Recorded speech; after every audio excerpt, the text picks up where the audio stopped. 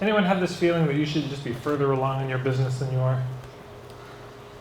Okay, this is one of the craziest thoughts so far. You know, people have this thought, I should have achieved more at this point in my life, given the amount of time in my business. But I invite you to check something out. Here's just an obvious one.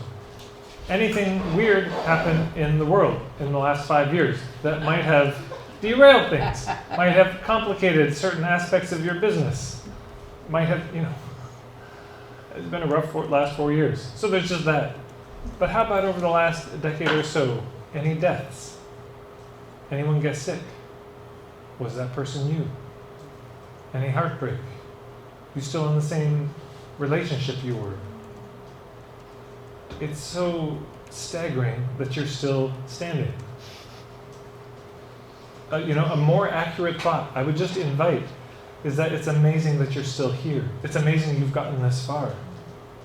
How are you still here given what you've been through? How are some of you in this room at all? Evidence is you should have given up.